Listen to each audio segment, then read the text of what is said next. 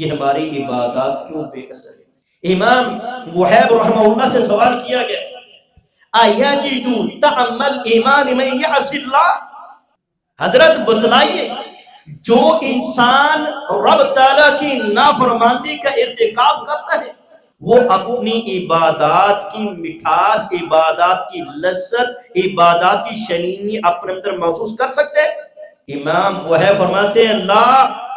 قطعاً نہیں، نافرمانی کرنا تو دور کی بات، ولا من اہم بمعصیتی،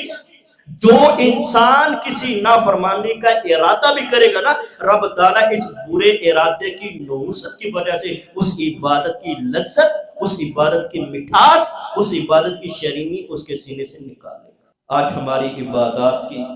بے اثر ہونے کی، ہماری عبادات کے بے روح ہونے کی بنیادی وجہ کہ اس دل کے اندر ابھی تک ہم نے اپنے رب کی محبت کو جگہ نہیں دی۔